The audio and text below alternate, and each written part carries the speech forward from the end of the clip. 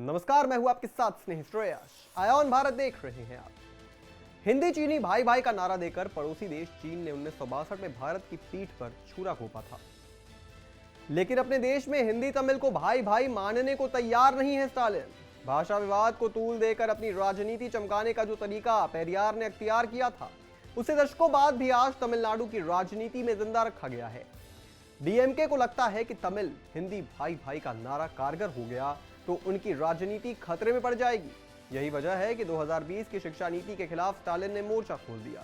जिस तरह उत्तर भारत में हिंदुओं को जातियों में बांटकर अवसरवादी पार्टियां अपनी राजनीति चमकाते आई हैं, उसी तरह स्टालिन उत्तर और दक्षिण को भाषा में बांटकर अपनी राजनीति को आगे बढ़ाना चाहते हैं। दरअसल हाल ही में प्रयागराज में महाकुंभ के सफल आयोजन के बाद उनकी नींद उड़ी हुई है।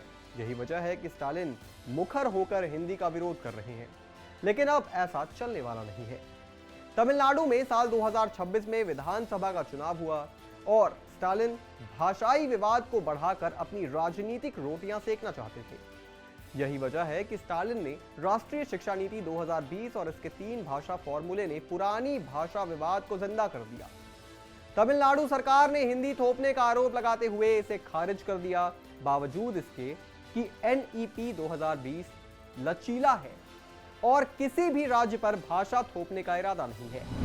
राष्ट्रीय शिक्षा नीति 2020 में 3 भाषा का प्रावधान, 3 भाषा फॉर्मूले पर लंबे समय से बहस जारी, एनपीई को लागू करने से तमिलनाडु का इनकार, जवाब में केंद्र ने तमिलनाडु का एसएसए फंड रोका, राज्य को 573 करोड़ की केंद्रीय सहायता नहीं दी। राष्ट्रीय शिक्षा नीति 2020 और इसके 3 भाषा फॉर्मूले ने एक लंबे समय से चली आ रही बहस को फिर से हवा दे दी है, खासतौर पर केंद्र और तमिलनाडु के बीच, जिसकी जड़ें 1960 के दशकों में शुरू हुई भाषा विवाद में है। उस समय तमिलनाडु ने अनिवार्य भाषा के रूप में हिंदी थोपने का विरोध किया था, जबकि केंद्र सरकार का कहना है कि इससे बहुभाषावाद को बढ़ावा मिलेगा और इससे देश की एकता मजबूत होगी। साथ ही 3 भाषा पढ़ाने का मतलब सिर्फ हिंदी पढ़ाना नहीं है। वहीं तमिलनाडु सरकार का तर्क यह है कि यह गैर हिंदी भाषी राज्यों पर दबाव डाली जाती है। आइए एक नजर डालते हैं भाषा विवाद के इतिहास पर। 1964-66 में आया 3 भाषा फॉर्मूला प्रस्ताव, कोठारी आयोग के नाम से शिक्षा आयोग ने रखा। वैज्ञानिक डॉक्टर दौलत सिंह कोठारी की थी सिफारिश। 1968 में इंदिरा गांधी की सरकार ने इसे अपनाया। 1986 में प्रधानमंत्री राजीव गांधी ने इसकी पुष्टि की। 1992 में नरसिम्हा राव सरकार ने संशोधित किया। आइए अब जान लेते हैं 3 भाषा का फॉर्मूला लाने वाले भौतिक विज्ञान के जानकार डॉक्टर दौलत सिंह कोठारी ने अपनी सिफारिश में क्या कहा था। उन्होंने कहा कि माध्यमिक स्तर पर राज्य सरकारों को अपनाना चाहिए, जिसमें हिंदी भाषी राज्यों में हिंदी और अंग्रेजी के अलावा एक आधुनिक भाषा और दक्षिणी भाषा से एक का अध्ययन शामिल है। गैर हिंदी भाषी राज्यों में क्षेत्रीय भाषा और अंग्रेजी के साथ हिंदी की पढ़ाई शामिल है। एनपीई 1986 और इसके 1992 के संशोधन ने इसे नीति को मजबूत किया। इसमें जोर दिया गया कि हिंदी को संपर्क भाषा के रूप में इस्तेमाल करने के बारे में राज्यों के बीच आम सहमति जरूरी है। लोगों के बीच हिंदी के उपयोग में पर्याप्त स्तर की दक्षता और बढ़ावा देने के लिए 3 भाषा फॉर्मूले को प्रभावी ढंग से लागू करना जरूरी है। साल 2020 में इसमें फिर संशोधन किया गया है। एनईपी 2020 में 3 भाषा की नीति को और लचीला बनाया गया, जिससे सुनिश्चित किया गया कि कोई भी भाषा किसी पर थोपी ना जाए।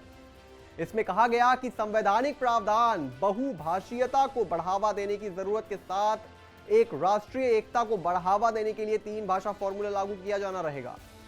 हालांकि इसमें अधिक लचीलापन होगा और किसी भी राज्य पर कोई भाषा नहीं थोपी जाएगी। बच्चों के द्वारा सीखी जाने वाली 3 भाषाएं राज्य क्षेत्रों और निश्चित रूप से छात्रों की पसंद होगी, बशर्ते कि 3 भाषाओं में से कम 2 भारत की मूल भाषाएं हो। ये भाषाई विविधता और राष्ट्रीय एकता को बढ़ावा देते हुए राज्य की स्वायत्तता सुनिश्चित करता है। अब सवाल उठता है कि आखिर तमिलनाडु में इसका विरोध क्यों किया जा रहा है। आपको बता दें कि ब्रिटिश इंडिया के आखिरी गवर्नर रहे राजगोपालचारी की कांग्रेस सरकार ने 1937 में स्कूलों में हिंदी को अनिवार्य रूप से किया था लागू।